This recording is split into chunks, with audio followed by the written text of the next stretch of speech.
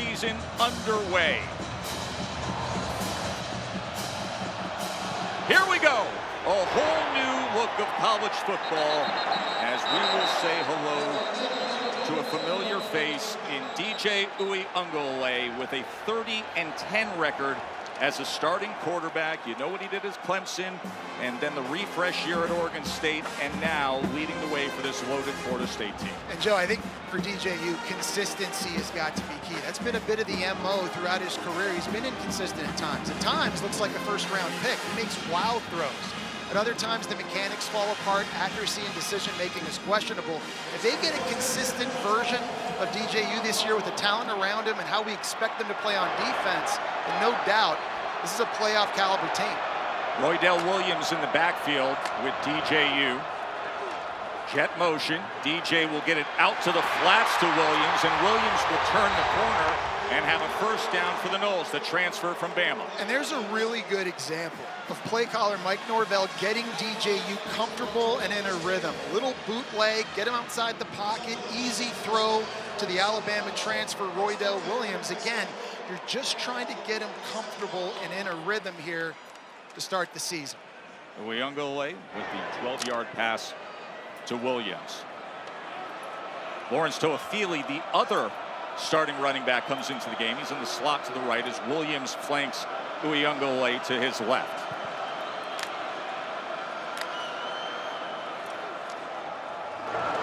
And here is Williams as he gets the block from Morlock and makes it out to the 45-yard line.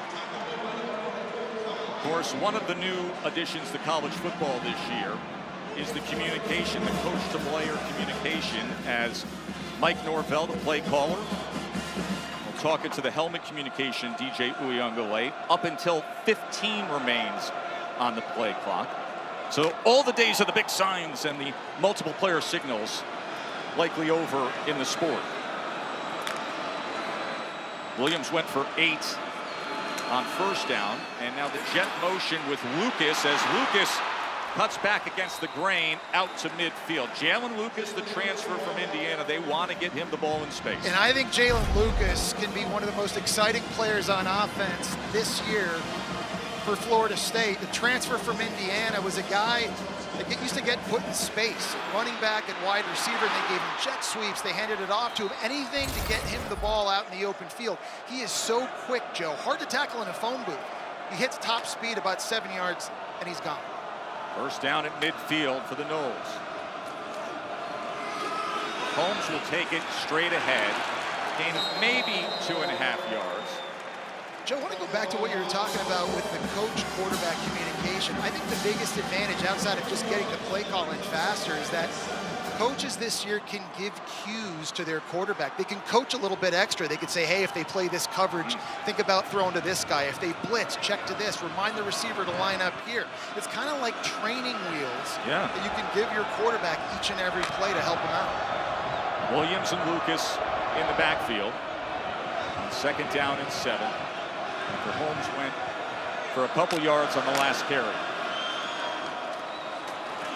Big hole this time for Lucas as he spurts ahead to the 38-yard line, and it's another Florida State first down, tackled by Harvey. What's so impressive about Jalen Lucas is he's only 5'7", he's about 175 pounds, but he is not afraid to run between the tackles. For a little guy, he gets upfield. Quick to the line, Uiagalelei. Straight ahead running. Good job by that offensive line to surge for about 10.5 yards. Looks like he's right at that line to gain. It's a really good call out, Joe. This is a very experienced Florida State offensive line. 210 combined starts between them, and their health is going to be a big key.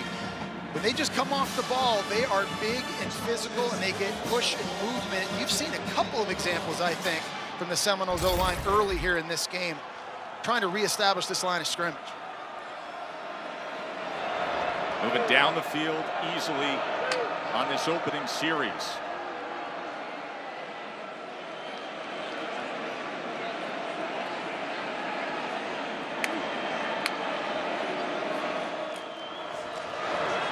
Toafili, he breaks free.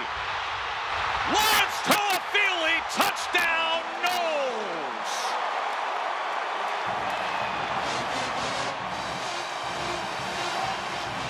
the MVP of the ACC championship game, with a 28-yard touchdown run to open up the season.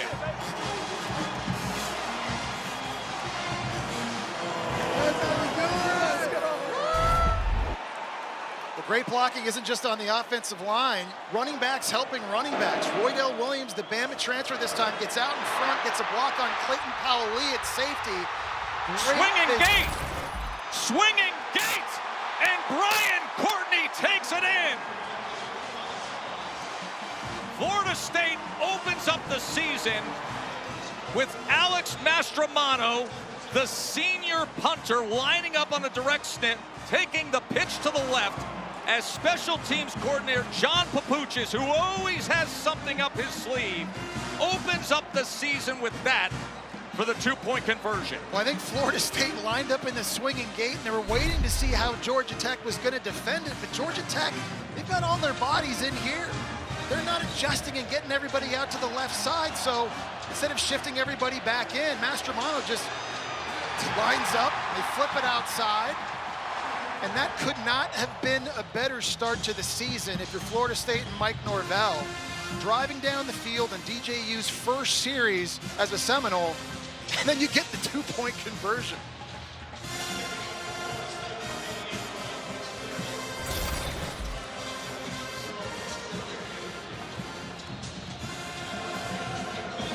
John Papuchis, one of the great special teams coordinators in the game, comes up big. You know, I want to go back and look at that. I may correct myself and say that was the snapper who made the call with the direct snap over to that formation. Here's Leary on the return.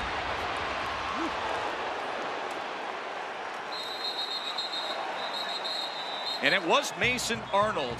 I want to go back, watch this play and the creativity as Mason Arnold takes the far angle snap. Look at that. And that's how they get it over to Courtney for the two-pointer. And that's what capped the drive, as there is a Georgia Tech player who is down in the return game at the 10-yard line. We will check on that. And with it, we will take a break. 8-zip Noles, as Trey Cooley is being tended to by the medical staff.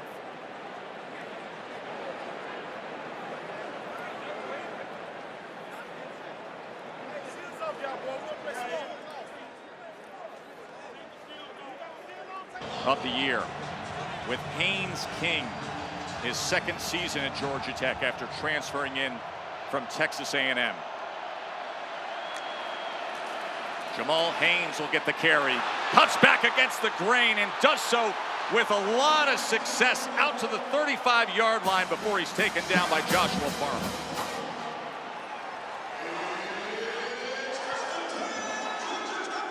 A 14-yard run for Jamal Haynes. It was a bit of a Jekyll and Hyde year last year for Haynes King throwing the ball. Good news is he led the conference in touchdown passes, but he had the second most interceptions in the country. And I think throwing it in this game against a very fast secondary at Florida State, you cannot get greedy and force the football. They'll make you pay. Jet motion. This is Singleton. And Singleton takes it out for a gain of 9. Freshman All-American a year ago. Impact players are brought to you by Aer Lingus, and what a defensive line Florida State reloads with, Jesse. Boy, it's a dominant unit, and it's amazing to think last year, you know, you lose Jared Verse and Braden Fisk, a first and second round pick, and still Florida State could have the best defensive line in the ACC. Joshua Farmer, Daryl Jackson, a transfer from Miami, Marvin Jones, a transfer from Georgia, and Patrick Payton, who Seminole fans are very familiar with. These guys are big, athletic. They win a lot of one-on-ones. They'll focus in a lot on Jones and Payton today. They do mark it as a first down. They get the ball quickly into space to Rutherford, and here he goes inside the 20 before he is taken down. That was Devontae Brown who ran him down, but Malik Rutherford with a big burst of a chunk play of 42 yards. Wow. Georgia Tech gets their big fellas out. Look at right tackle Jordan Williams getting out. Right guard Keelan Rutledge, the transfer from Middle Tennessee, into the second level. And they're pushing people around, springing Rutherford on the bubble screen. And just like that, Georgia Tech right down the field.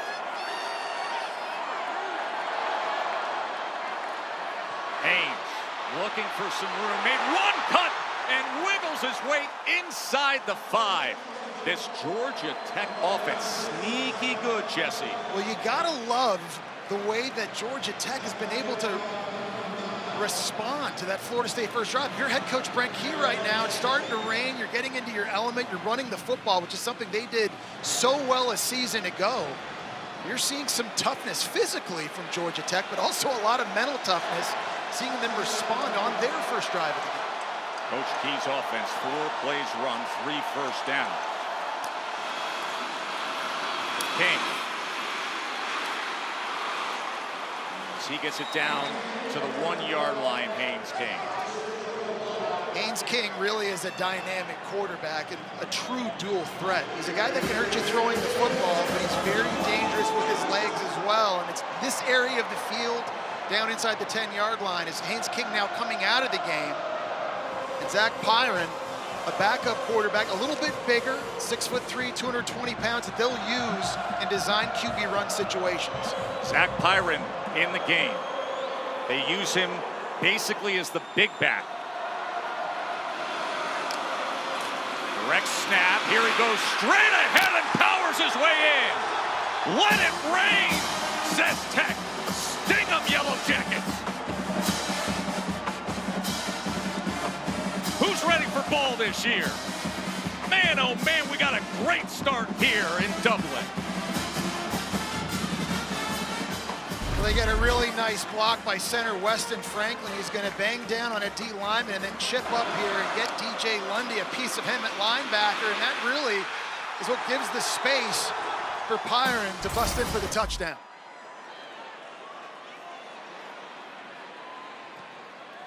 Aiden Burr puts it through. Tremendous way to respond by Georgia Tech. They didn't face a third down the whole way. 6 plays, 79 yards. Pyron goes right in. An 8-7 game to open up the season early on.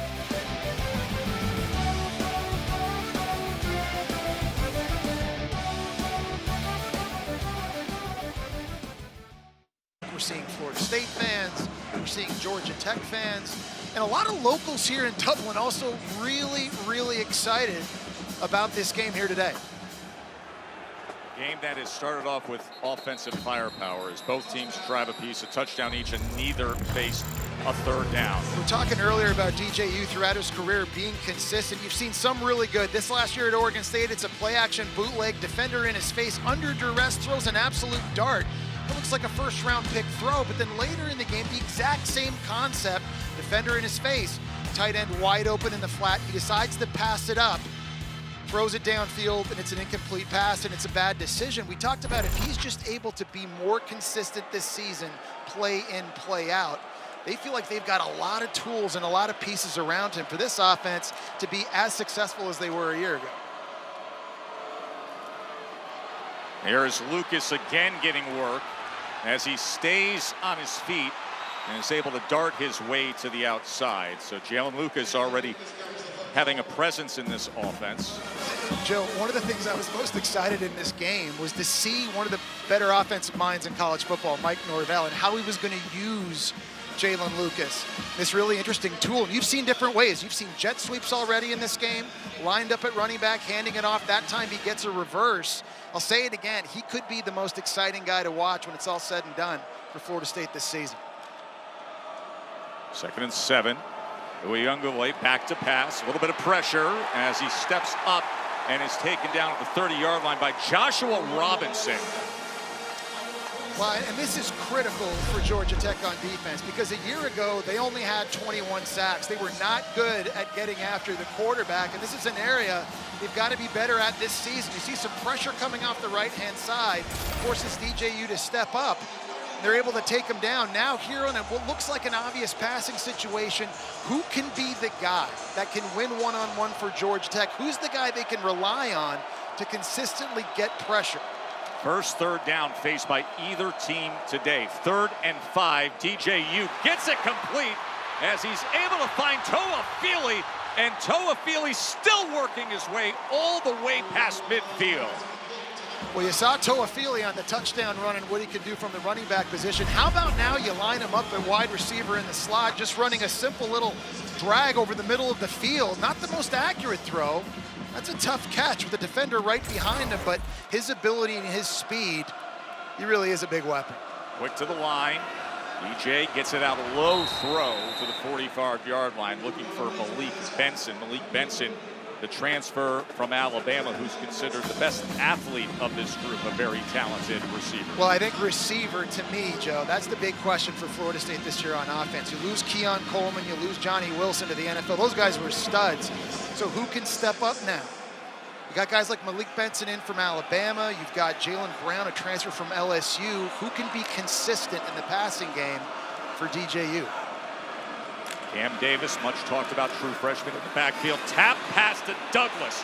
Ja'Kai Douglas is able to get it just past the line to gain before Amari Harvey makes the tackle. But Ja'Kai Douglas, who we have seen for years, really the old man of the group of Norvell's first signing class. Take a look at some of the notable FSU transfers that came in. A lot of names from Alabama. Marvin Jones, great lineage there. Florida State fans will be very aware of because of who his father was. Devontae Brown at Miami and UCF before that. A lot of different positions. Mike Norvell, he went after to try and reload what was lost from last season. First down, Knowles. Here's Cam Davis, and he drops the pass. Cam Davis, who has been the eye-opening true freshman with the big Bills, unable to hold on in the driving rain here in Dublin. Well, you just wonder if that's first game nerves, right? This is a guy who's highly, highly recruited, the number 5 ranked running back by ESPN coming out of high school. I know the ball is wet right now. That's just one that hits him in the face mask, and that's a catch that he needs to make. Mike Norvell's not going to quit on him. He's going to get more opportunities as this game goes on. He's the guy they want to get lathered up and get going because he is talented.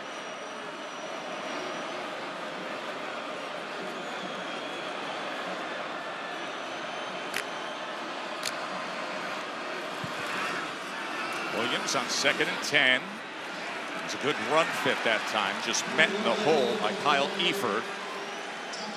So Georgia Tech brought in a new defensive coordinator from Duke, Tyler Santucci. His defense last year led the ACC, giving up only 19 points a game, but his big value is on 3rd down. He's got a lot of exotic looks. He comes from the Mike Elko school of defense where they line different guys up in different places. Some guys have their hands down, others don't. They're trying to confuse the offensive line. They're trying to confuse the quarterback on these critical D&Ds. 3rd down and 6. Here's Williams on the carry. A flag is down as he was taken down. And that was Romello Height who made the tackle. We will check on the flag. Jerry Magallanes leads this ACC crew. And will be holding against Florida State. Third straight year that this game has been the Week 0 college football opener. Mike Norvell's 5th season last year led this team to a 13-0 mark as the ACC champs before the Orange Bowl. We all know what happened there.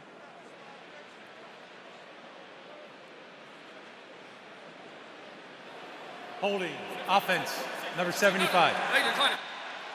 Penalties declined. 4th down.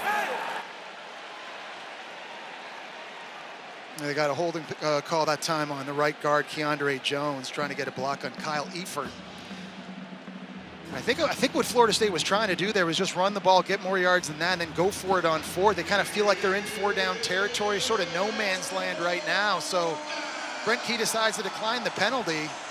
DJU still on the field. Ball at the 33-yard line, so sort of that middle ground, no man's land. Trust your offense if you're feeling it, which is the case here on 4th and 4.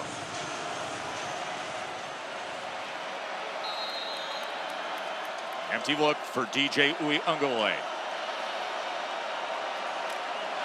Now Toafili will join him in the backfield. 4th down and 4. As he gets it to Toafili, but he is met right away. Great effort from Amari Harvey. It's a really good decision by DJU because there was a free blitzer. He was hot, and he went to his right target and Toafili, but it's a better tackle by Amari Harvey, the Auburn transfer cornerback in space. That's just a tackle you've got to make.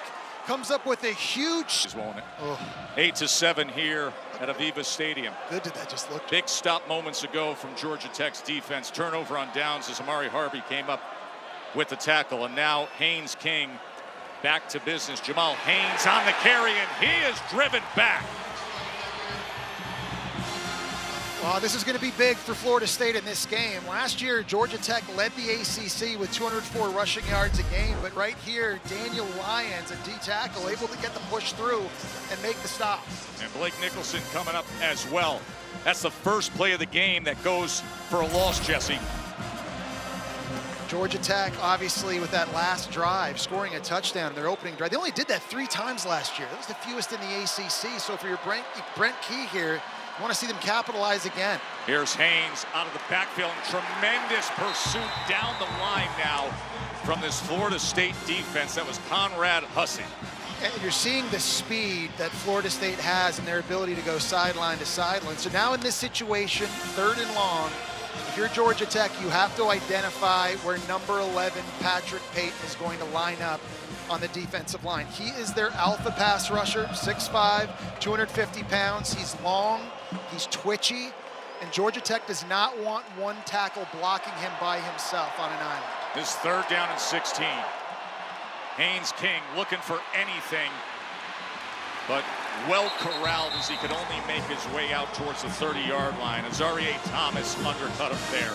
That is a big series for Adam Fuller's defense. I agree. That's what you want to see, them coming back on the field and just sort of settling down a little bit. Obviously, their first drive, things did not go their way after the big bubble to Malik Rutherford, and a 3-and-out now after turning it over after that 4th down stop that Georgia Tech was able to get, setting themselves up in good field position themselves. Castle Island County Kerry's very own David Shanahan punting here in his home country of Ireland as he puts it outside the numbers and it dribbles inside the 25-yard line. Week 0 action is going to continue tonight. We'll have the 10th annual FCS kickoff game at 7 on ESPN. North Alabama, Southeast Missouri State. And then Florida A&M and Norfolk State. Our celebration of HBCUs begins at 7:30 Eastern on ABC. Isn't it great to simply have ball back, Jesse? Yeah, stateside or not. Here in Dublin, there's just been a great energy all week. It's just, I think, anticipation, right, Joe? It's an exciting new year, the new 12-team format, the college football playoff, but kicking it off here in beautiful Dublin. Just phenomenal. You got the new rules, you got the coach-to-player communications, you got the changing landscape with conference realignment, and of course the 12-team college football playoff. As quickly to the outside is Morlock, as that'll be a 1st down for Florida State. Well, it's that play fake by DJU that's just sort of freezing the linebackers in the middle of the field from Georgia Tech, and that allows the tight end Morlock to get out in the flat for another easy completion that we haven't really seen DJU push it downfield yet, right, Joe? It's been a lot of short, easy throws, just trying to keep the offense in rhythm. Yeah, he's 7 of 8 for 62 yards, and the incompletion should have been caught by the freshman running back Cam Davis. That goes for 12 yards. Final minute here of what's been an exciting first quarter. Williams, and bursting through and able to get to him was Butler, the true freshman linebacker. Well, Butler does a great job reading his keys. Just small little adjustments we got to make in this game. So take a deep breath, settle down, and go play football. Thank you. All right. Toafili was driven back by Brent Key's defense that time, as Powell Lee and Kyle Efer converged on him. Yeah, it was another nice job by Powell Lee at safety, playing downhill, now setting up 3rd in California, really, and Again, an area last year where Georgia Tech really struggled in these situations was getting pressure on the quarterback and trying to disrupt their rhythm. And we talked about Tyler Santucci, the new D coordinator. He's got a lot of different funky looks. You see a lot of people at the line of scrimmage. Some have their hands down, some don't. DJU's got to be careful here. 3rd and 15 locally is referred to as 3rd and Limerick. Pressure and taken down.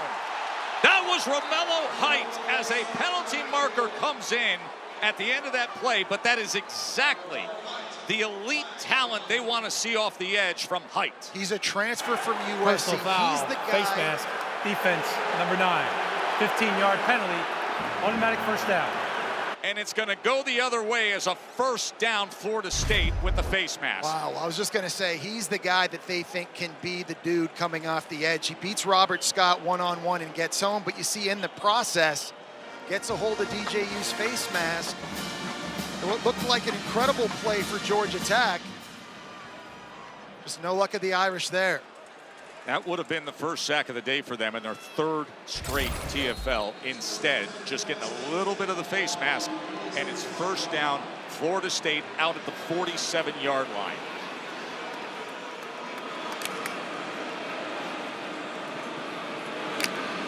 Williams shifts back into the backfield. Play action. Pressure again on Uyunglele, but he dumps it to Williams as Williams maintains his balance down the sideline.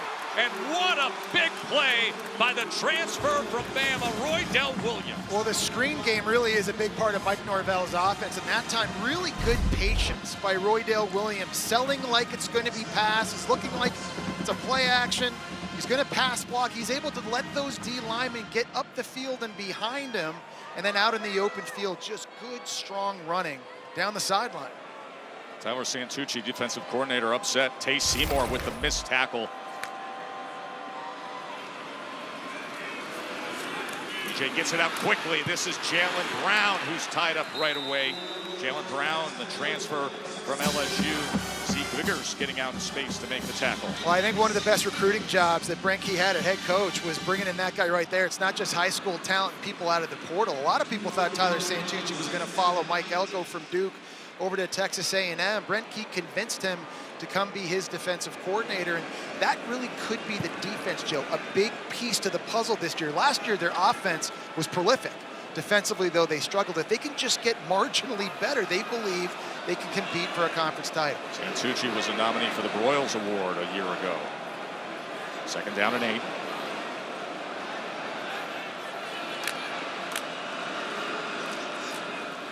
Here's Holmes. As Holmes tries to catch that seam, but is taken down just around the 31-yard line. It'll be 3rd down from there. Robinson with another tackle. Well, we heard Brent Key telling Katie coming out of the break that negative plays are kind of what got them in trouble offensively on that last drive. Now on defense, a few minutes ago, you had 3rd and long. It looks like you're going to get a sack, but you get the face mask instead. It keeps the drive alive, and because of that, Florida State here knocking on the door. 3rd down and 2. DJU taken down. That was a big-time play again from Harvey. Remember, he had the 4th down stop earlier for Santucci's defense. Well, he had some offensive linemen slipping and sliding. The big key against a 250-pound quarterback is you don't want to let him get going downhill. And that time, Georgia Tech able to stymie him up front. And a really good job inside there by Amari Harvey. We saw him make a great open field tackle on the last possession, that time making a big stop in the backfield. And now the field goal attempt for Ryan Fitzgerald, who scored 115 points last year. This a 52-yard attempt from Fitzgerald. And he's able to drill it. A career long for Fitzgerald. A 52-yard field goal to make it 11-7.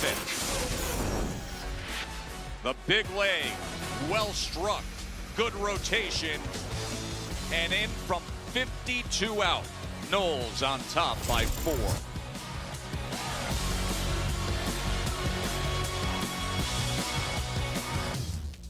I love about them, Joe, is lots of misdirection, a lot of eye candy. You see jet motions a lot, running backs going a certain way. Here against Syracuse, it clears out 3 defenders in the middle of the field and a big hole for Haynes King to run through, but they do it in the passing game as well. Later in the game, running back into the boundary on a swing route, it captures the eyes of the corner for just a split second. That allows Haynes King to go up top for the touchdown on the post. All this misdirection and pre-snap shifts and motions, it forces defenses to have to play with great eye discipline. You've got to find the football. If you don't, it gets run right by you, it gets thrown over your head. I think that's a big challenge for this Florida State defense throughout this game.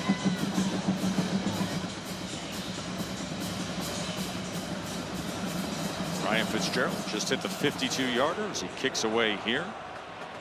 And Christian Larry will not get an opportunity on the return. Important throughout the course of this game against the athleticism they're facing that they're able to keep using this misdirection to put Florida State on their heels. Buster, of course, a 2-time national champion on that Georgia staff. Haynes King, as Singleton was the intended target.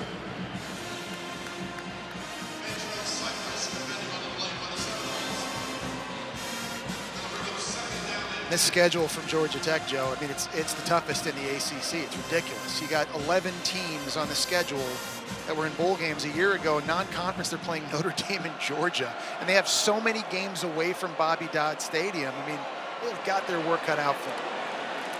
2nd and 10. This is Haynes, as Haynes is bottled up at the 29-yard line. So this is a big situation here for Haynes King and Georgia Tech. An area I don't think they were very good at a year ago is just drop back passing. Without the play action, when the defense knew they were going to throw it, accuracy not always great from Haynes King, decision making not only always great, receivers, the ability to separate wasn't always there. They have got to be better in that department, and here's a perfect example here in this down and distance. 3rd down and 5 for Haynes King. Shallow cross, gets it complete, has the 1st down to Chase Lane. And I love that from Haynes King, getting through his progression. First receiver not there out of the backfield. You find Chase Lane transfer from A&M on the shallow cross.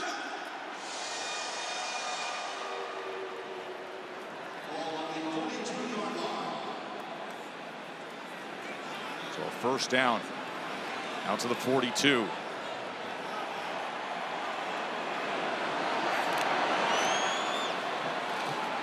Here's Haynes testing that left side as he's tackled by Thomas.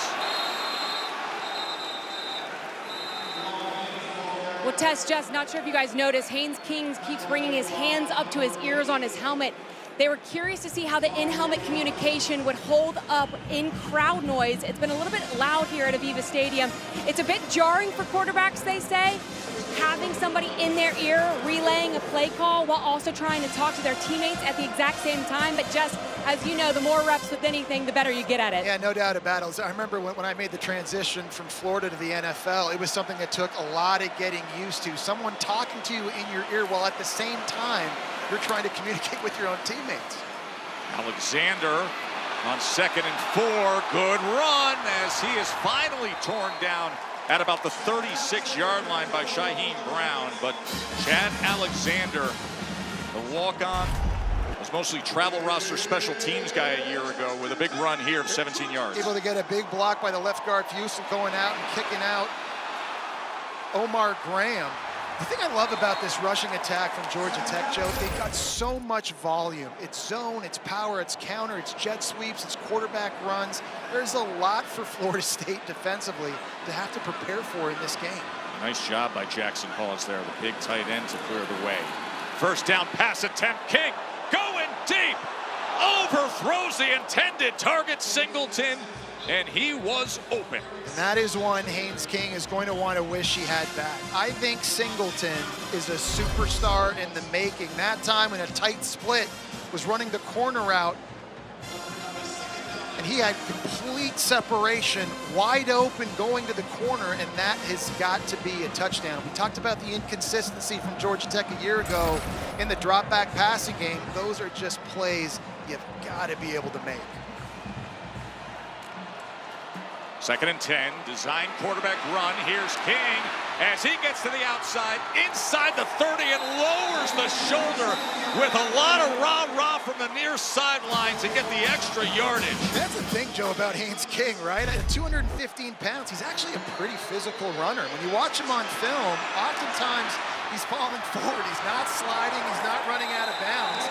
He's taking guys on. That time, Azareye'h Thomas putting his shoulder down and getting extra yards. And a good job again from the transfer tight end, Jackson Hawes, as he got that seal on the outside. Set a couple key blocks early on here. This rushing attack from Georgia Tech, picking right back up. See their ACC ranks a year ago. 12 yards there for King. Jackson Hawes, transfer from Yale, played for Tony Reno up in New Haven. Alexander now testing the right side, spins free, and then is wrestled down eventually by Shaheem Brown. I'll tell you, Joe, I'm impressed. The right side of that Georgia Tech offensive line, a lot of white jerseys getting pushed, and it wasn't until about 4 or 5 yards downfield that anybody at Florida State even touched Alexander that time. And nice, strong running, getting the spin. They're not going to wrap him up. Georgia Tech on the march. This rushing attack, prolific from a year ago right now. You're seeing all the different variety they have and the different ways and the different people that can carry the football. Defensive coordinator Adam Fuller trying to deal with this Georgia Tech attack. 2nd and 3. Haynes. As Haynes King able to scoop his way to the 13-yard line, and that is a first down for Georgia Tech. It's a really good read by Haynes King because it's basically a run-run option. He's faking the handoff inside, and he's allowing the defensive end that time, Sione Lolohea, to crash down. Once he does that, he's off to the races. And again, you see how strong of a runner Haynes King is. Not an easy guy to bring down. First down at the 14-yard line. Jamal Haynes, he is met just inside the 10-yard line. This is going to be the 11th play of the drive for Georgia Tech. So DJ Uyunglele says, you know, I gotta stay warm. I gotta stay warm out here. It is Dublin summer, I get it, but it is in the low 60s, maybe high 50s at this point. It is starting to get a little bit chilly. It's been a minute since he's been on the field. Dublin summer, better known as New York November. All of a sudden the sun comes out. Just give it 5 minutes and we'll see what we get next. 2nd and 6. Haynes King patiently waiting and now muscling his way inside the 5-yard line. And that should be, yes, 1st and goal, Yellow Jackets. You can't say enough how impressed I am. Georgia Tech's offensive line, it was so good a year ago, but their physicality and that time the transfer, Keelan Rutledge, Middle Tennessee at guard, getting a kick-out block against Patrick Payton and then clearing the way for Haynes King. This is an area of the field inside the 5-yard line, these QB runs and these design runs. You've got to be alert for that if you're Florida State. Alexander in the backfield with King. 1st and goal.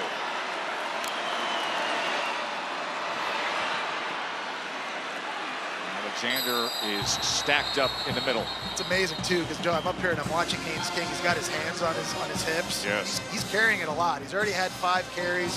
He's had a scramble. We asked head coach Brent Key, I mean, how many carries do you want to give this guy? How comfortable are you? And it's just like as many as it takes to win. They knew coming into this game against this defense that it'd obviously be Jamal Haynes carrying it a lot, but Haynes King at quarterback was going to have to get it done as well. And we're putting him to work here early in the first half. He's averaging 6.4 a carry. It is Jamal Haynes who's in the backfield with him here on 2nd and goal.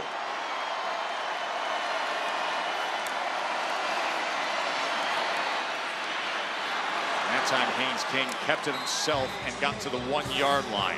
3rd and goal. Well, last time they were in this situation in the first quarter, they brought in Zach Pyron, the bigger quarterback.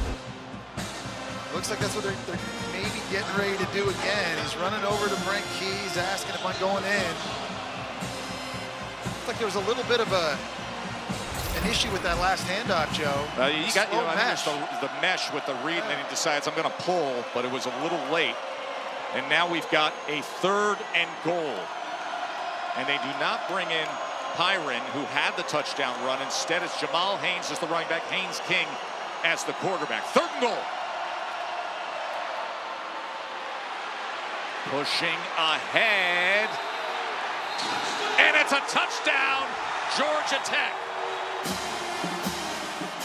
Jamal Haynes with the 1-yard touchdown run as Georgia Tech takes their first lead of the game.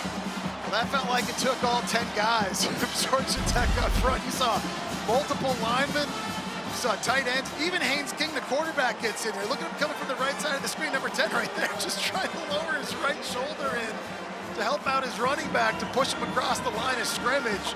Impressive drive by Georgia Tech, showing a ton of physicality and creativity in that running game. Jess, you talk about an impressive drive. And we took that shot of DJU over on the sidelines, just waiting his turn, right? That was 14 plays. Wow. It took 7 minutes and 53 seconds. Eating yards, eating clock, and taking the lead as Aiden Berg gives them a 3-point margin with just over 3 minutes to play before halftime. Georgia Tech on top of the number 10 Noles, thanks to Jamal Haynes.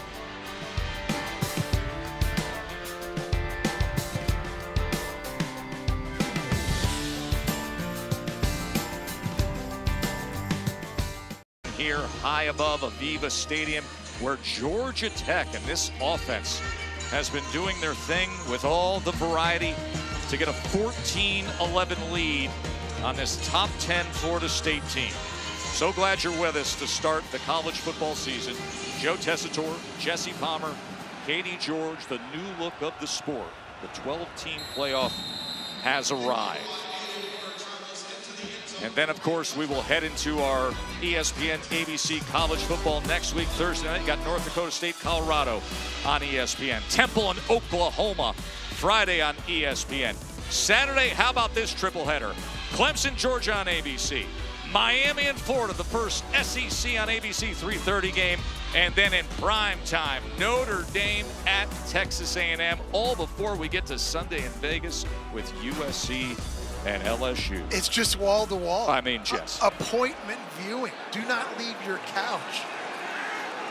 2 of us are going to be in Gainesville for that battle between tremendously loaded Miami team and a Florida team that feels much more confident entering this year. Uyunglele finding Toafili out of the backfield. He tries to turn the corner. He's able to dart ahead to the 27. Listen, obviously Florida State wants to score here at the end of the half, but they cannot go 3 and out right now, Joe. After their defense was just on the field for almost 8 minutes, they need a breather. It's important that Florida State here is able to matriculate the ball down the field. Georgia Tech is going to be receiving first in the second half, so this is a big drive here for the Seminoles. See how good that Georgia Tech defense has been the last couple drives. Toafili, as he is taken down at the 28-29 yard line by LaMiles Brooks, who's really improved. And here comes a big substitution now for Georgia Tech in 3rd down, obvious pass situation. Last time in the situation, it was Romello Height, the transfer from USC, that got the sack. Unfortunately, also got the face mask penalty, but kept the drive alive. But up front now, it's a very experienced O-line for Florida State. They've got to keep DJU clean. Looks like Florida State has 2 players now lined up opposite Romello Height to the right side of the formation. That's who they have to deal with, the most talented edge rusher for the Yellow Jackets. 3rd down and 7. Pressure on DJU. He gets away, tries to go ahead to get that big body to that line again, and he's very close. It'll depend on the spot. It was Sylvain Youngjuin who was able to get to him. As a man is down, Romello Height had the first pressure. And another new part of college football this year, the 2-minute timeout. It has arrived, the first ever in major college football.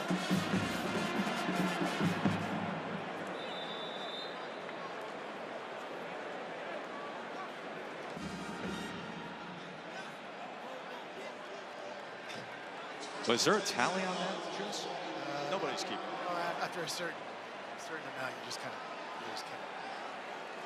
Look forward to hearing from Matt and Sam at the half.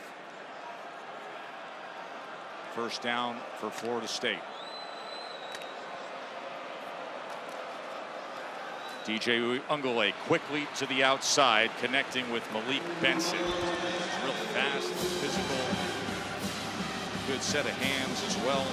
Saw him at Alabama. Didn't quite blossom in quickly at Alabama to what we thought he would be. No, and listen, looking at Florida State in this game so far, Joe, offensively, they ran the ball so well on that first drive. As you see, the last 2 drives, though, it's been tough sledding. You got to give credit to Georgia Tech up front for shutting that down. That's important here, though, because they still have 3 timeouts in their back pocket in this 2-minute situation, which means run plays are still very, very alive for them, but they've got to do a better job executing and getting blocks.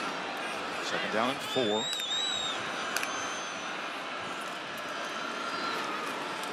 Williams will take it straight ahead. An extra push for Williams, and that should give him the mark for the 1st down. The clock's going to stop inside 2 minutes when you get a 1st down to give them an opportunity, but they got to get the play call in here. If you're Florida State, you got to have a little sense of urgency now. Under a minute to go. Get the play call made again. Remember, brand new quarterback, new offense, new terminology, new communication, new teammates.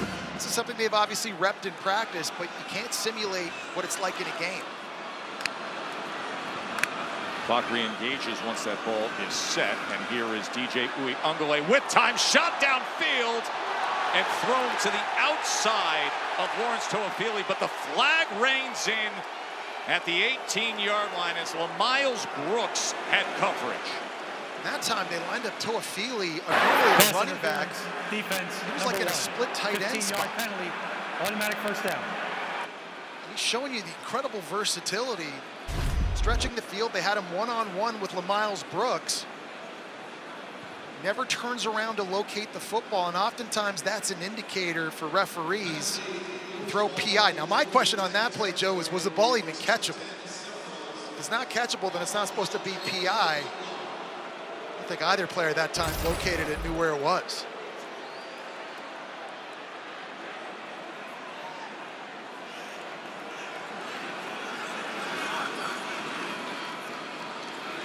Williams and Lucas in the backfield. Ungole extending the play. Flags rain in as he goes downfield, tried to go back shoulder downfield as he was looking to try to connect with Jalen Lucas, but they're going to walk this back.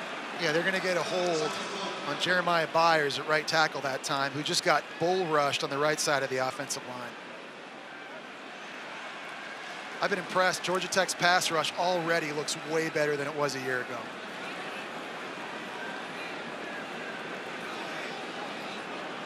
There are 2 fouls on the play, both by the offense. Holding, offense number 63 is declined. Holding, offense number 76 is accepted. 10-yard penalty, 1st down. First Florida State penalty of the game. Well, the problem with Florida State in that penalty is that you've got one of the best kickers in the country in Ryan Fitzgerald. What did he kick, Joe, earlier? A 52-yard field goal, career high. So you're now knocking yourself out of field goal range, and what's a 3-point game? You just can't have those mental mistakes.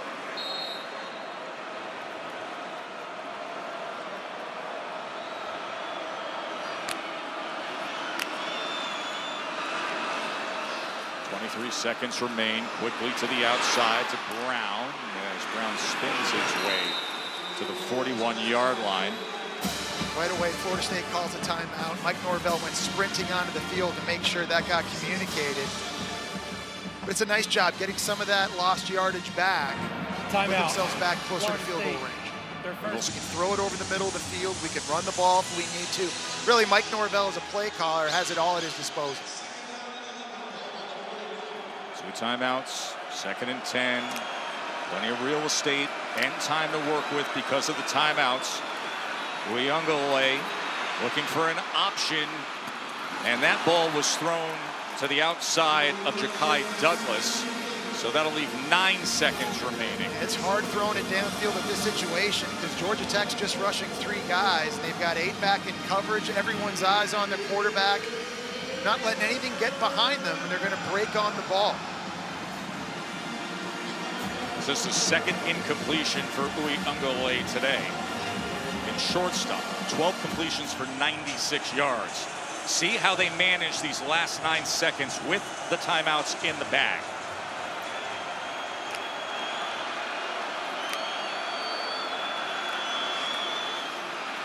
To Afili. He is tracked down. It was well defended by Tay Seymour. That time, Micaiah Scott, big 290-pounder who normally plays defensive tackle. They had him at defensive end. He completely stonewalled the pulling offensive lineman for Florida State, and that's what forced the running back to have to bounce it outside. They'll clean up the clock situation here with the timeout. Florida State, 30-second timeout. As Fitzgerald will come on the field, and this is going to be a bomb of an attempt. Wow. What do you got, 58, 59? Yeah, look, right now, based on where the holder is going to mark it, and that's Mastromano, the veteran punter. I think he's going to put his knee down 49 for what will be a 59-yard attempt. He hit from 52 earlier. Wow. Now, going in this direction, this is a unique stadium where the wind typically goes in this direction. He's kicking because of the lower shielding to the left side, and then the big frame. You see how it dips down there, so the wind tends to come off of that and aid in this direction. We will see. It's a 59-yard attempt by Fitzgerald to tie the game. And Georgia Tech is going to call a timeout. Georgia Tech, their first timeout of the half, 30-second timeout. But Fitzgerald had a field goal percentage of 90.5% a year ago, was 7th best in the nation. We told you earlier today, he just went after it. And what I love about how he hit this 52-yarder, Jesse, is he did not change his form. That's his normal kick. He's got his normal fall through and elevation, it's like not the low ball. It's like a golf swing, iron. though, right? Just good tempo going through it. Just let the toe do the work. Was that you this week out at? You know, we'll get to that a little bit later. Time and time again. Get some Irish golfing. But this is interesting. You know, it's for Fitzgerald again, one of the best in the country. And you're noticing here, Georgia Tech's not going to be able to call another timeout. That's a new rule change that was implemented last season in terms of icing the kicker. 59-yard attempt to tie the game at the half by Fitzgerald.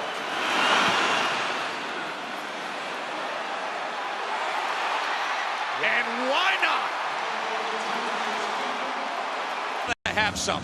Come on. Opening week here. Week 0. Get after it, my man. Get after it. Camera 2 is going to have a great second half. As Georgia Tech will open up with the ball. Katie. You guys are a mess. I hope you guys realize you're both a mess up there. I talked to Mike Norvell coming out of halftime. He said on defense, they got to get guys wrapped up. He said they've missed a lot of tackles in the open space. That's extended these drives. He did said Haynes King is doing a really nice job in the run game. So when the opportunity presents itself, they got to get him down quicker in the second half, guys. That's a good point, Katie. I think that the physical, we talked earlier about losing Jared Verse, losing Braden Fisk in the first 2 rounds of the draft. They also lost 4 of their 5 top defensive tackles from a year ago. Now they believe they've been able to reload and bring in guys through the portal and out of high school, but that has to show up now in the second half.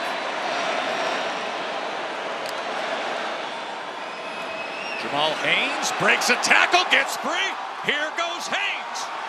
Past midfield, perfect way to start the second half for the Yellow Jackets. This time Florida State trying to bring a little bit of pressure off the edge with Shaheem Brown, their safety, and DJ Lundy, a linebacker, he gets blocked. There's a pulling lineman up front. Jordan Brown, the transfer from Charlotte, gets a hat on a hat, and that springs the converted wide receiver Jamal Haynes into the secondary, and he shows you the speed. 36 yards for Haynes. His story is something special. Now here's Haynes King on a designed quarterback run as he's taken down at the 35-yard line by Thomas. Let's get back to Jamal Haynes, because this guy comes here as a slot receiver at Georgia Tech. Plays only 11 games prior to last year. Never caught a pass, never had a carry, and then has the breakout season as a running back. You know what's crazy about him is that he's only 190 pounds, yet he gets upfield. Normally, smaller running backs like to use their speed and bounce it to the outside. He is so comfortable running between the tackles. And look at that number, 174. It's the most carries a Georgia Tech running back has had since 2017. He can tote the rock, workload. You can feed him. He gets better as the game goes on and as the season goes on. 2nd and 6, Haynes King, and he is taken down by Shaheem Brown. And I just wonder, as this game goes on, as Georgia Tech keeps running the football, Adam Fuller, the D coordinator for Florida State, is going to have to make a decision. Do I have to put extra safeties in the box and get guys closer to the line of scrimmage to try and take this away?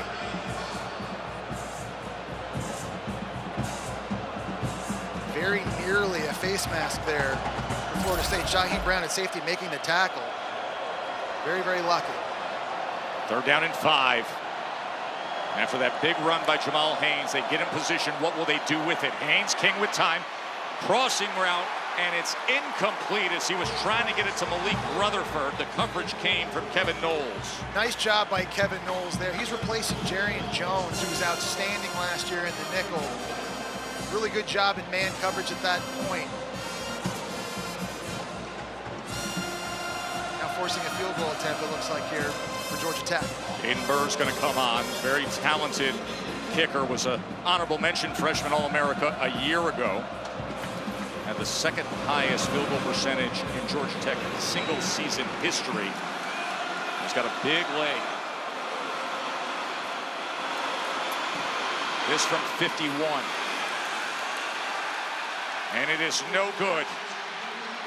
So Haynes had the big run that put them in position, but they couldn't cash in, and we're still tied at 14 apiece. Work again after having to carry me through 18. Let's be honest, Jess. We asked him what we owed him after the round, and he said, an apology. 2nd and 10. Williams trying to find anything he can. And what you found there was Omar Daniels and Tatum. Well, at this point, Joe, in the passing game for Florida State, everything's been short and underneath, and at some point, you got to push it downfield, don't you? I mean, running backs have more receiving yards right now than their wide receivers. So in this 3rd and long situation, Ja'Kai Douglas out there, Darian Williamson, Malik Benson, someone's got to win one-on-one, get to the sticks, and they've got to get the vertical passing game going. 3rd down and 7. Williams remains the back flanking Uiagalelei. It's a motion Williamson. DJ with time, gets it out, and gets it complete. Out past Mendez saying incomplete. That Ja'Kai Douglas was out of bounds. Boy, that was close, but it's an incompletion as Harvey had coverage on Ja'Kai Douglas. That was an absolute perfect throw to the back shoulder by DJU there, working Douglas on the sideline. The question was, did he get his right foot down?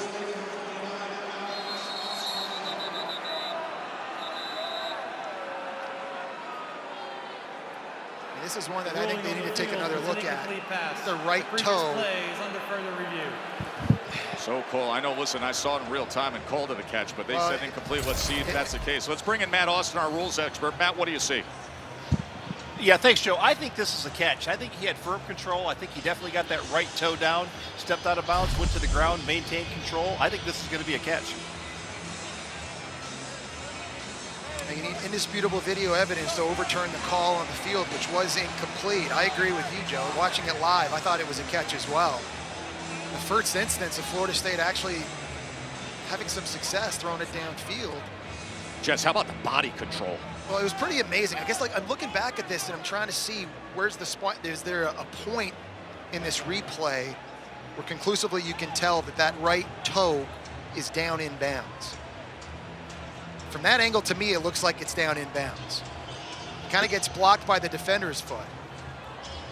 And then, of course, you're also looking for control of the ball. You have to, it has to be complete and continuous all the way through the catch.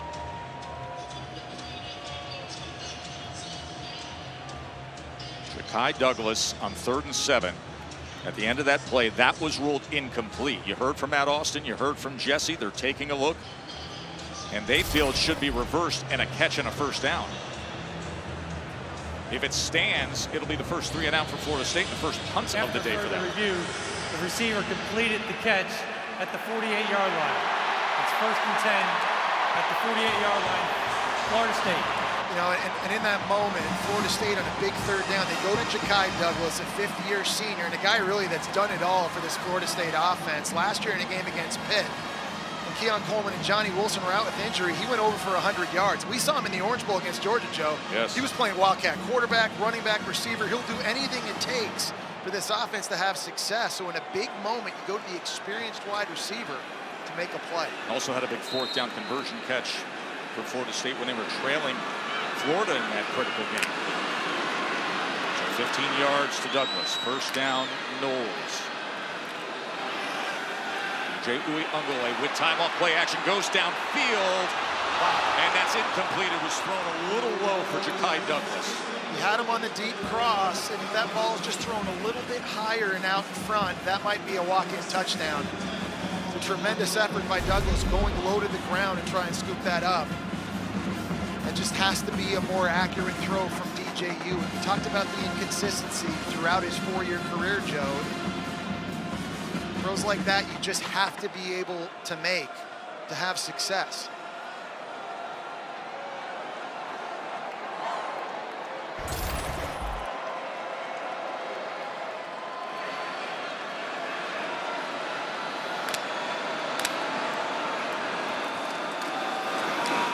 Feely on second down. He tries to cut back against the grain. Gets the ball out inside the 45 to the 44-yard line.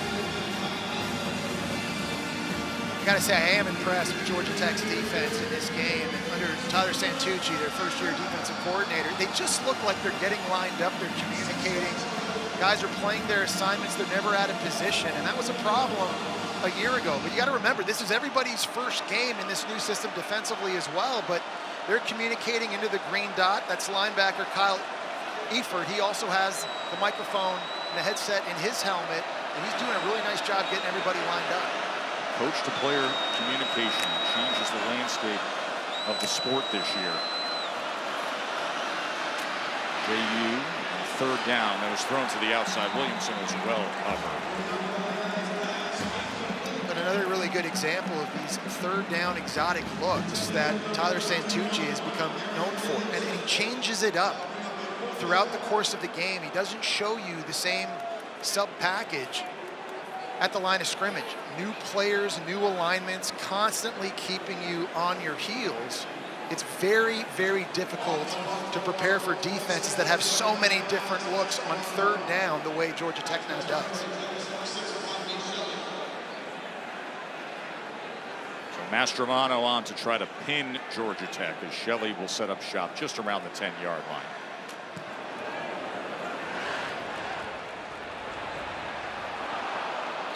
Goes into the end zone.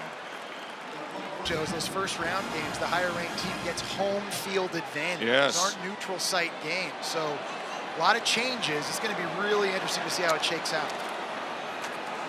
Jamal Haynes taken down immediately as DJ Lundy darts in. DJ Lundy is a leader, and he was part of a 3-man rotation at linebacker in a position that was really a strength for the Seminoles last season. But he just sees the key, and as soon as he sees this hole open, he sees guards pulling, he's now playing downhill. They lost him in the portal to Colorado in the offseason, Joe. He decided to come back to Florida State, and that was a big get for Adam Fuller and Mike Norvell because he is one of the team's best leaders.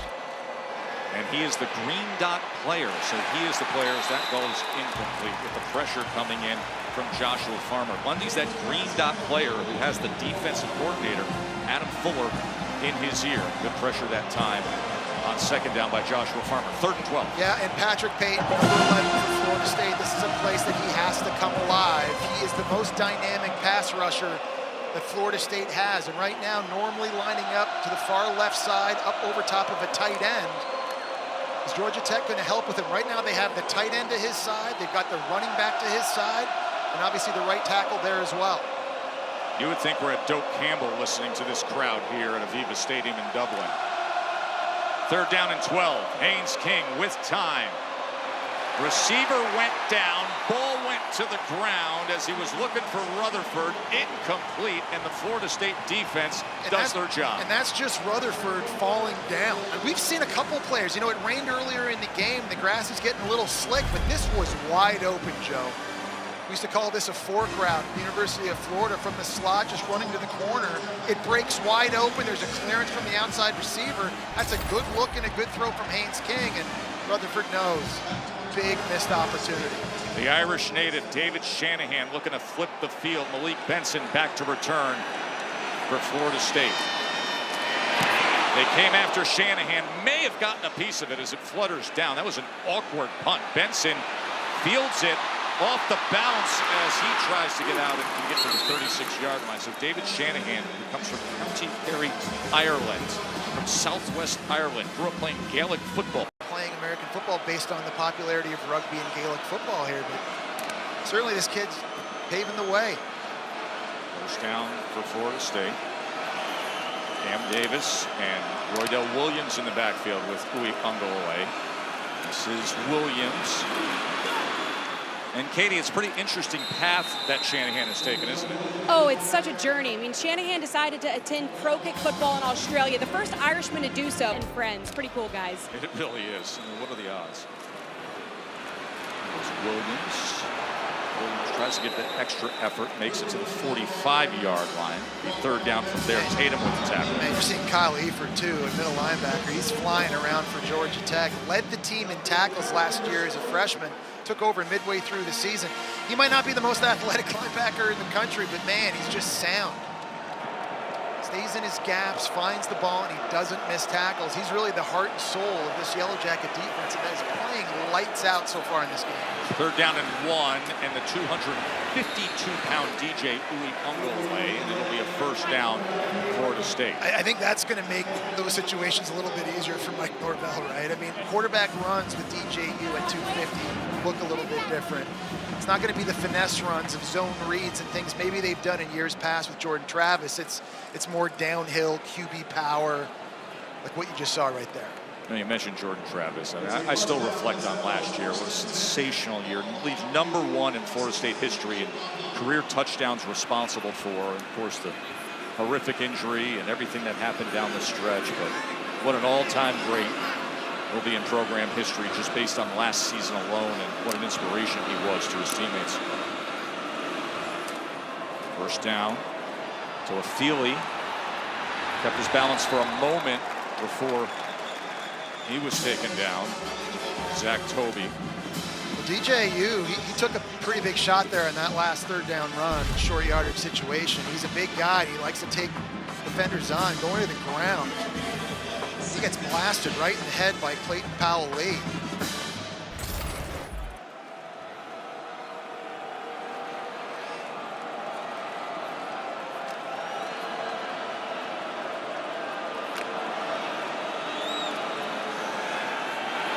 DJU's going to crank it up, take a shot downfield, and threw it to the outside of Malik Benson. Well, you've seen these last two drives now, Mike Norvell trying to open it up in the passing game, and they're at least trying to take shots and get behind this Georgia Tech secondary. They still haven't had tons of success, but you got to at some point try, because up until this point, a lot of these secondary players for Georgia Tech are just putting their heels in the ground and they're just attacking everything downfield. That time, the Alabama transfer actually got behind the corner for Georgia Tech. If you're DJU, you just got to keep it in bounds to at least give your wide receiver an opportunity. Third down and 7. Jalen Lucas comes in. New back return specialist. Good on third down out of the backfield. DJ is pressured and taken down. They got to him. That was strong by Kevin Harris. Well, the third down blitz package is starting to take its toll now on Florida State. They brought a linebacker right up the middle, Trinilius Tatum, and they also brought a safety in Tay Seymour, and it was just too much. Basically, Jalen Lucas, 170 pounds, is back there, and he can't get it done in pass protection. This new sub package for Georgia Tech, I know we keep talking about it, but it's a totally different animal now playing against the Yellow Jackets. Mastromano. Oh, he's blown up right at the 10-yard line was Rodney Shelley. Shelley's lucky that he held on to the ball because Edwin Joseph, the backup corner, was just tearing down the field as John Papuchis, his special teams, has been on fire today. That's been the big difference in this game. We've seen the field goals, we've seen the two-point play, and then Edwin Joseph just laying the hammer for Florida State. Got a good one here in Dublin, Ireland, Joe.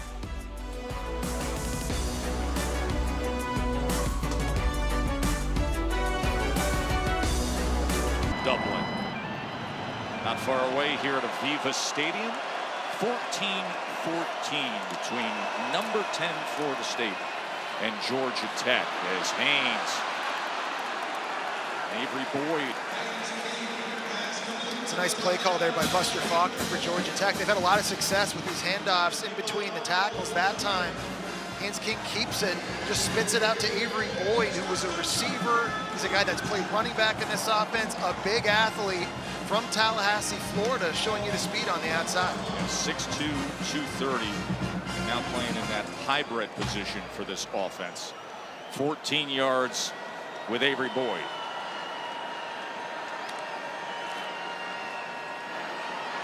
Haynes King can't find much there, bottled up right at the line of scrimmage.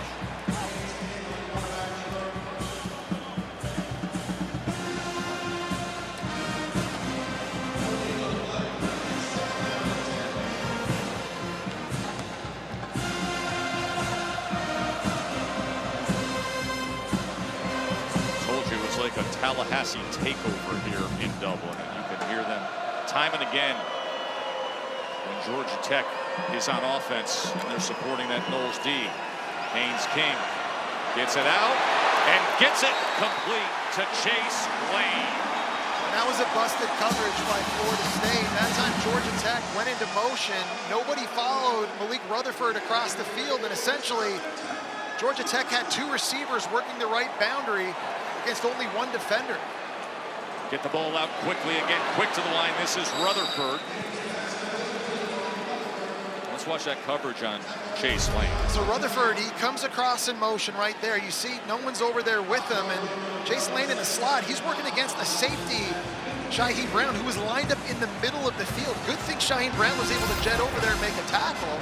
Otherwise, that could have been a much bigger game. Then a quick 5 yards to Rutherford. Now 2nd and 5 with the ball cresting right at midfield.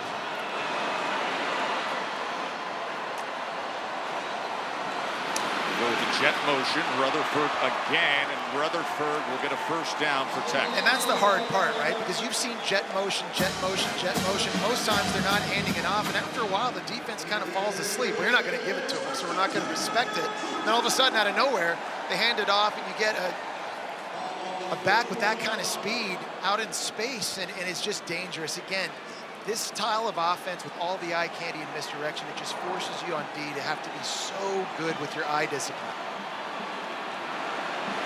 First down at the 41 of Florida State.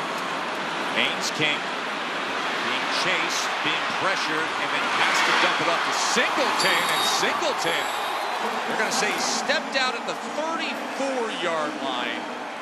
But Eric Singleton was there for Haynes King when he needed him. Pretty impressive by Haynes King to work the pocket, avoid rushers, keep his eyes downfield to get to his third read in Singleton, and surprisingly, might be the best player on offense for Georgia Tech in Singleton. That's his first catch of the game. Buster Faulkner, second season as the offensive coordinator at Georgia Tech.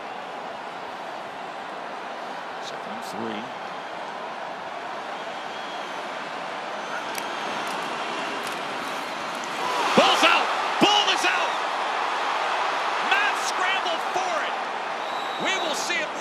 Georgia Tech for a moment has recovered, and they have. And that was big number 77, the right guard, Keelan Rutledge. He was the only guy there with a whole lot of dough. That was a bad exchange between Haynes King and Jamal Haynes. It looks like the quarterback put the ball into the belly, right into the belly between the 1 and the 1. The last second he was trying to pull it out to get outside. Saw Byron Turner crashing in on the play, and Georgia Tech so lucky to jump on that football. It's a loss of 9. That's the first football put on the ground today. 3rd down and 12. Pressure on King, and he gets the crossing route and a first down to Rutherford. Haynes King comes up big. And another phenomenal job by Haynes King under duress. Marvin Jones coming from the right side. Look at the spin move in. He's going to get a clean hit on him. And King again, able to stare down the gun barrel there, throwing it around a defender from Florida State right into the belly of his intended target. Two really good looking throws these last 2 attempts for Haynes King.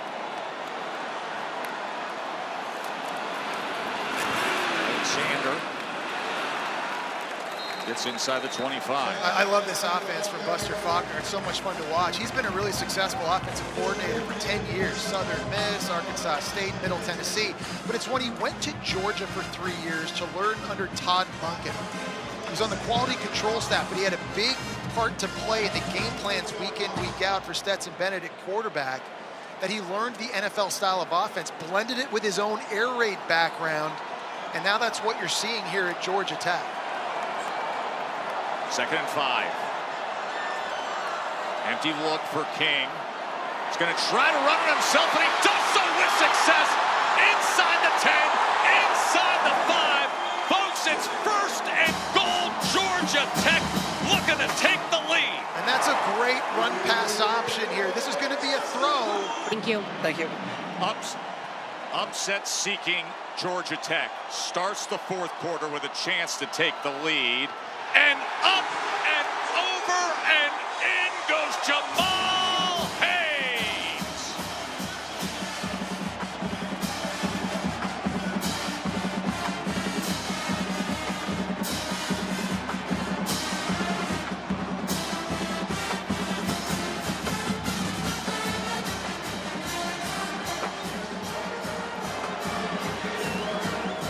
And that is how the drama starts for this 4th quarter. Jamal Haynes capping the long drive. And Aiden Burr puts it in to make it 21-14. Just can't say enough about the physicality up front from Georgia Tech. That time, Jordan Williams, the right tackle, he's going to slant down here on Farmer, an all-conference ACC defensive lineman. He's going to just slam him on the ground. Little pivot, throws him down. There's a bit of a pile, up and over easy for Jamal Haynes. And I got to be honest, Joe, I'm surprised that Georgia Tech's physicality has been winning the day up front offensively against this vaunted Florida State defensive line. Brent Key, the head coach, how much pride does he take in that offensive line play? He's a former offensive line coach himself, and I think just his O-line, they just embody his physical and mental toughness. How about Haynes King, though, on this drive? Here's is critical on 3rd down, finding his check down outside to Singleton, and then here, forgetting tackle, throws it over the middle of the field to Malik Rutherford, takes off here on the pass run option, quarterback draw. You hadn't seen a lot from Haynes King throwing the football up until this drive, but he has shown you time and time again his toughness running it. That was just a beautiful drive. Here's Lucas from the end zone. And he is wrapped up at the 17. Guy who had 3 kickoff return touchdowns when he was at Indiana. Labor Day weekend football lineup. We're going to get things started Thursday, North Dakota State, Colorado. You got Oklahoma in action on Friday night, and then this outrageous triple header Saturday. Clemson against #1 Georgia, noon on ABC. Miami and Florida, 3:30 on ABC. And Notre Dame and A&M in prime on ABC before we get to Sunday night with USC and LSU rolling the dice in Vegas on ABC. I'm excited, Joe. Obviously, we got an ACC matchup here in front of us now. You and I are going to watch Miami at Florida next week. And talking about the transfer portal, Cam Ward at quarterback coming in from Washington State, Damian Martinez at running back for Oregon State. Interesting to see the kind of impact they have on the Canes offense. Florida State now trailing. DJ Uyunglele being chased, but he smartly gets it out to Douglas for the 1st down. Yeah, so DJU, he's got to lock in here throwing the football, no question. We've seen a couple of big misses down the field from DJU. These last couple of drives, this is where they need him to be at his best. Mike Norvell now is opening up the playbook, and he's allowing him to push it downfield. He's had time to throw. He's got to connect. Goes for 14 yards to Douglas. They didn't punt in the 1st half. 2 drives and 2 punts in the 2nd half. And now this drive starts with the completion of Douglas here in the 4th quarter, trailing by a touchdown, as that was Kyle Eifert meeting Toafili right in the hole. What a run fit. Well, that's what I'm talking about, right? I mean, he sees the guard pull, he shoots the gap, he gets over, he just finds the ball, and he gets guys on the ground. He's going to be the leader of this defense, and they'll play as he plays. His physicality in the middle of the field for Georgia Tech has just been remarkable. Florida State only trailed 3 times in the fourth quarter all of last season. That magical ride they had to become ACC champions with adversity late. And now they start this year trailing in the fourth quarter to this fiery Georgia Tech team who comes up big again as Miles Brooks undercuts Roydell Williams. And that time, Ja'Kai Douglas in motion at receiver, and he runs right by Miles Brooks. You look at number 1 on the right side of the formation. He's going to shoot this. It's just too late for Ja'Kai Douglas to get the stop. I've been impressed with Georgia Tech's tackling in this game, Joe. Maybe none more so than the secondary. We've seen Amari Harvey make some big stops in the corner position. That time, it's the safety Miles Brooks. It is 3rd and 10. DJ Uiagalelei gets it to the outside, right at that line to gain to Malik Benson. That is a big throw and a big movement to move those chains. And it's a nice block by Roydell Williams at running back. We saw him on the touchdown run to Toafili do this earlier. Right here, there's going to be a blitz coming from Clayton Powell. He's able to pick it up. It's not a pancake block, but he does enough to give DJU just a little bit more time to complete that throw outside to Benson. Right at the stick. Play action. DJ downfield again, thrown far to the outside of Benson. I think that time DJU missed a wide open throw in the middle of the field. I think he had Deuce Spann running a basic in route in the middle of the field. There's nobody there. Look to the left of the side, left of the field right there. Sorry, it's Jalen Brown, number 6, and right here, there's a big in throw and a completion to be had. He puts that out in front of him. He can catch it and advance it. Just another missed opportunity in the pass game.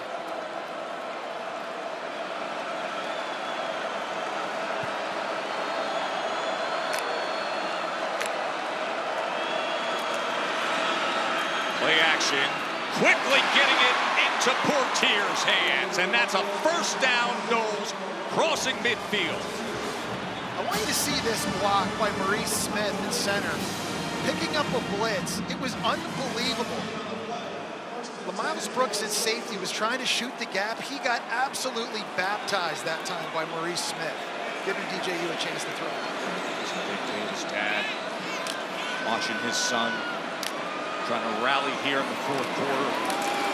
And here looking for anything in the quarterback run game as he goes for 2 yards and is met again by Eifert. Oh my God, so Miles Brooks is a safety. He's going to be shooting from here. Watch big center Maurice Smith, what he does. Boom. It wasn't the safety, it was Trinilius Tatum. But man, he went down hard. You've seen some good pass pro here. Florida State's offensive line and running backs on this drive. 2nd and 7. Cam Davis, the true freshman big back in the game here.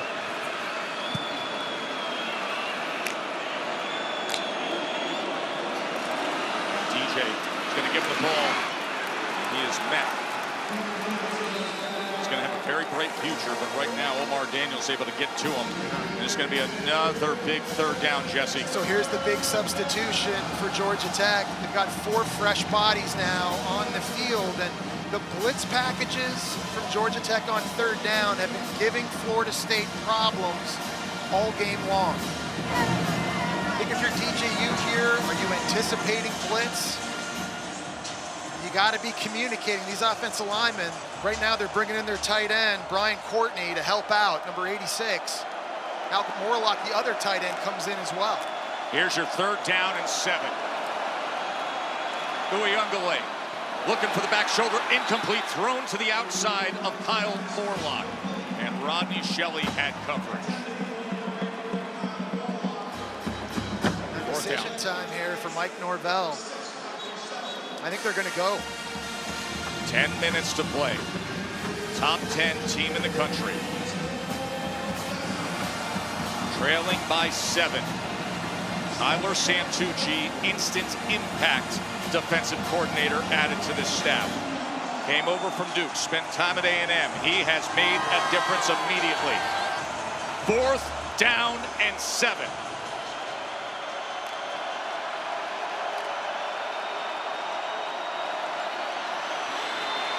Got time, and he's got a man!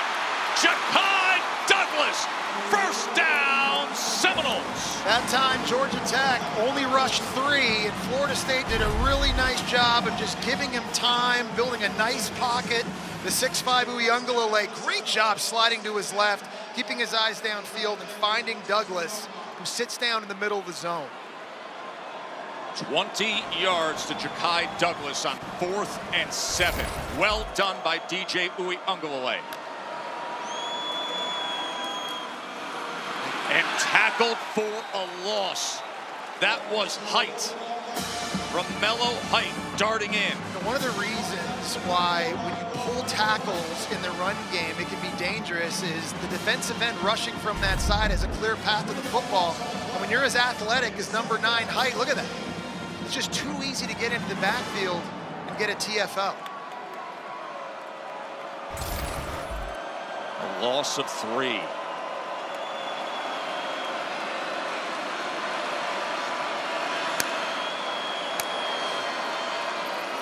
Short pitch, Williams.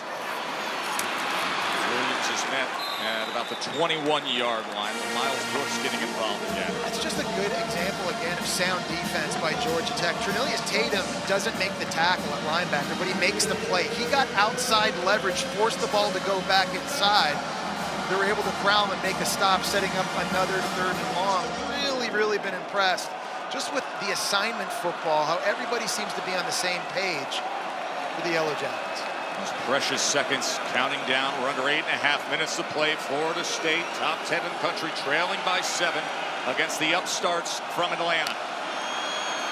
3rd down and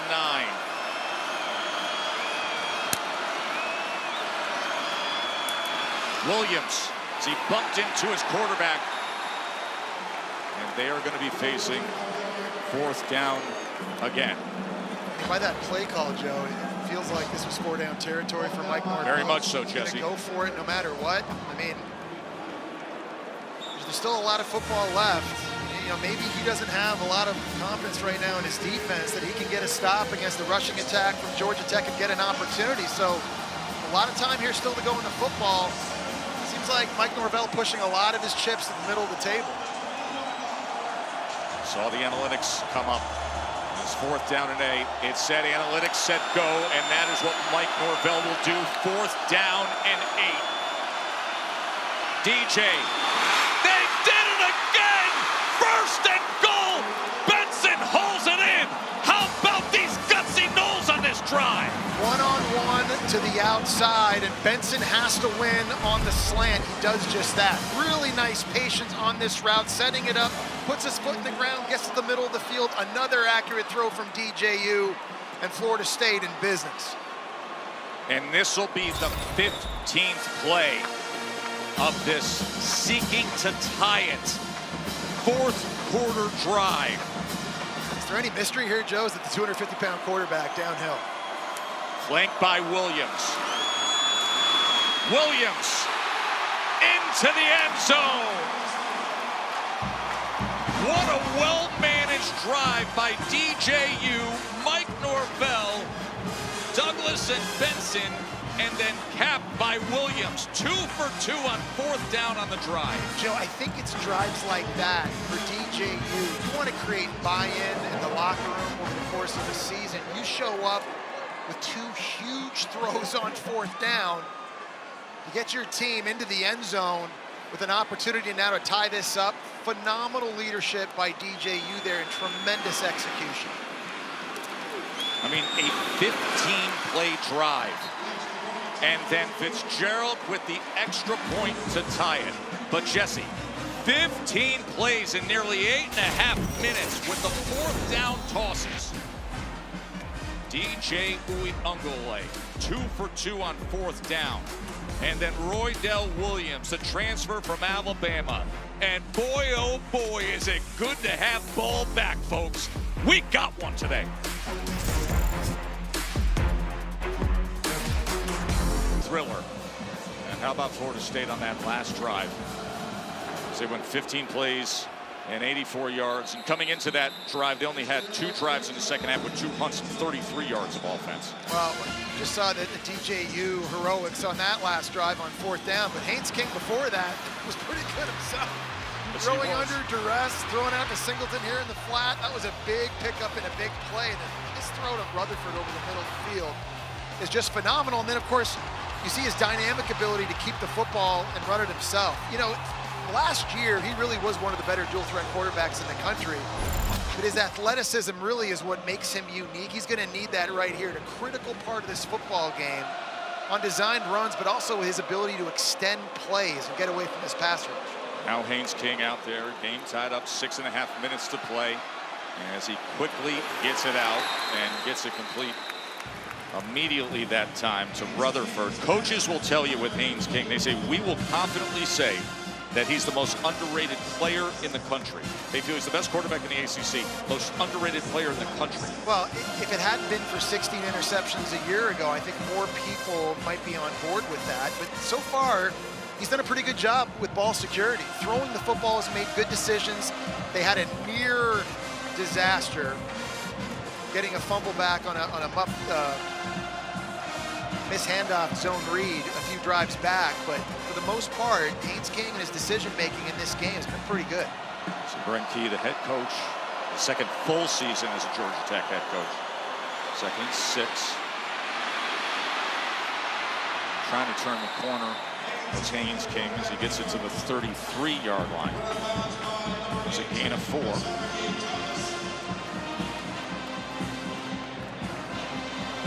At this point here, doesn't it just kind of feel like which of these defenses can get a critical stop and get it back to their guy with just about 5 minutes to go in the game? Georgia Tech's had success running it in a whole lot of different ways right here. Can Florida State in their front 7, can they match that physicality and get a stop? This is a big, big play in this game. 3rd down and 2.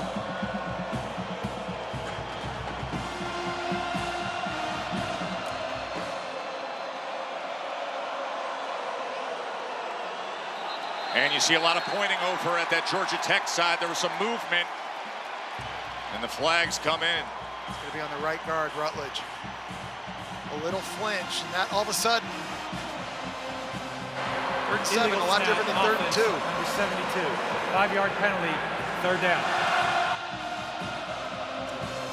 There's a good chance Brent Key and Georgia Tech were going to run the football there in that situation. Now you've got to throw it. We've talked about the drop back game being the area Georgia Tech has to improve the most, and it makes it a little bit more challenging now facing these athletes Florida State has up front. Look at this setting here at Aviva Stadium in Dublin, Ireland. The intensity of a conference game being well played with under 5 minutes to play and tied up, and a big 3rd down. King, pressure, gets it out, gets it complete. As Haynes gets all the extra yardage. And the Yellow Jackets are in business. Phenomenal decision that time by Haynes King. He's hot. He's got a free blitzer coming off the edge. His answer is going to be the running back in the flat. He never panicked. He gets his head in the right place, gets it out early, and allows Jamal Haynes to advance the football. We talked about the good decision-making Haynes King's been making. That's a good example of being in the 2nd year of this system, and Buster Faulkner knowing where his answers are. Jet motion, but he keeps it. And he's able to cut back against the grain and then get Franklin pushing the way and paving it out past midfield. Little road grader action from his center, Weston Franklin. He's going to need an ice bath. I mean, Haynes King's now carried it 13 times, but none of them have looked nice. I mean, every time he's dragging guys to the ground, they're jumping on him. They fake the jet sweep to Singleton. And that's just all Haynes King right there. I mean, they had him wrapped up about 2 yards downfield. Tough runner, man. This guy has left his heart out on the field. The Yellow Jacket. You got 4 yards after contact there. 2nd down and 3. Georgia Tech is past midfield. Remember, they got the big leg of Aiden Bird. They needed. Did miss from 51, but he's willing. Alexander, and it's another 1st down for upset-seeking Georgia Tech. Yeah, you cannot say enough about this offensive line, Joe. I mean, 2 years ago, offensive line was bad at Georgia Tech. Last year, they played so much better. Led the conference in rushing, fewest sacks per game. They had 4 starters coming back this season, and an all-conference transfer in Keelan Rutledge. You cannot say enough about the job their offensive line coach, Jeep Wade, has done with this group. Totally transformed them. That was a big reason why they had 7 wins a year ago. Man, they are showing up right now. Look at old Jeep Wade down there right now, loving what he's seeing. Here's Haynes King.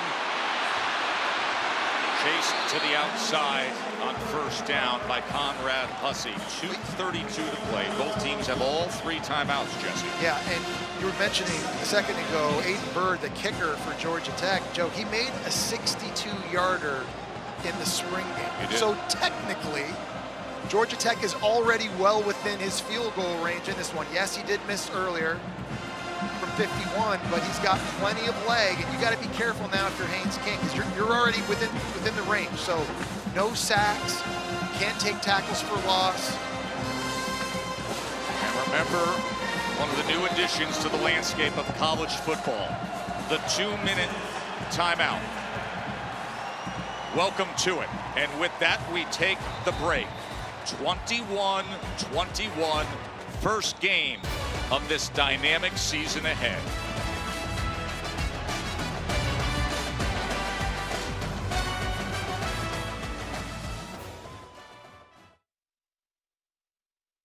To open up what we've described as the most transformational season in college football, the 12-team playoff has arrived. And this game is a perfect way to start. A top 10 team being pushed to the limit by the upstarts, Georgia Tech. Second down and 7 for the Yellow Jackets. Driving at the Florida State 39-yard line. Haynes King has had some real big moments. What will he offer up here? Jamal Haynes. Wow. Close to that line of the game. Well, DJ Lundy with the tackle. Yeah, no doubt. Georgia Tech here, they just want to play power football, pulling guys, going downhill. They're going to try and bleed this clock as long as they can. They're getting further and further into Aiden Bird's field goal range. Try to keep the ball centered. The 3rd and 1. We've seen this Georgia Tech offensive line, Joe. They've won time and time again. Can they do it once more here?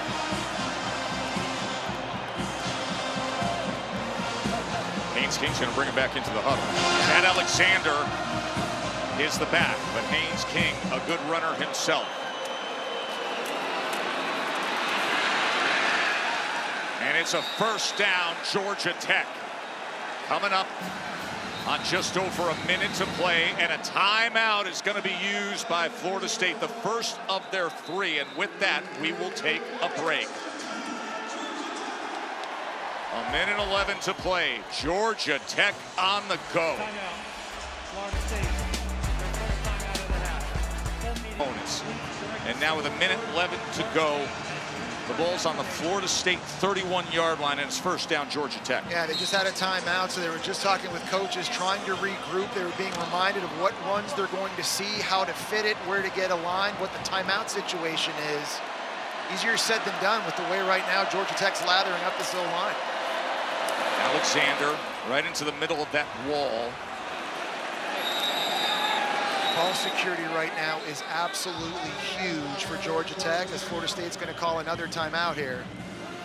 That'll be their second. 62 seconds remain. As a freshman, nearly making 90% of his field goals. 2nd and 7. Chad Alexander splits out. Haynes King remains. How do they manage this final minute to try to pull up a big upset? Oh, the ball is out! Haynes King scoops it up and being chased down, and they lose yardage. Singleton was coming in motion, and a mishap sends Georgia Tech back. And that is a huge unforced error by Georgia Tech. You're right, Joe. I think Singleton in motion. I think Haynes King lost the football. It looks like it just kind of crept up on him, hit him in the body. He tried to scoop it up and make something positive happen. Marvin Jones Jr. there, Shaheem Brown, able to make a massive play for Florida State's defense. Florida State used their last timeout, but that motion by Singleton, that was costly. It's a loss of 11 yards. And now the ball back to the Florida State 39-yard line. It's crazy about that because they have jet motion virtually on every snap, every play. They do that all the time in practice. They do it all the time in games. And to have that happen at that moment just could not have been worse for Georgia Tech. And now if you're Buster Faulkner, the play caller, offensively, you go from, hey, we got to run the ball in center and try to kick this field goal. Now, you're not throwing to the sticks, but you've got to throw it or run the ball and get a big chunk of yardage back to give your kicker, Aiden Burr, a chance. So that mishap puts them in a compromised situation. They get it quickly to the outside to Singleton, and he drives his legs inside the 30, back to the 27-yard line. Singleton is such a special player, and the team's leading receiver a year ago. You haven't seen him make a lot of plays deep down the field. They missed him wide open. It would have been a touchdown in the second quarter, but he's made some big catches in the flat. He's done a lot of damage after the catch. That play there was massive. Getting the ball down now close to the 32 and making this field goal so much more makeable for Georgia Tech. Looks like Georgia Tech's just gonna let this thing bleed all the way down. Try to hit a field goal here as time expires. Aiden Burr, a young man from Texas. Timeout. Georgia Tech, their first timeout of the half. 30-second time. Of course, there has been incredible history with these two teams, with a field goal on the line to win it. The block kick game of 2015, it was the Noles going for it. It was Lance Austin returning it. It was a game-winning touchdown, and that was the last time Georgia Tech beat a top 10 team. Georgia Tech has lost 15 straight against top 10 teams since that magical moment against Florida State. And now, with 5 seconds remaining, Aiden Burr has a chance to be the hero.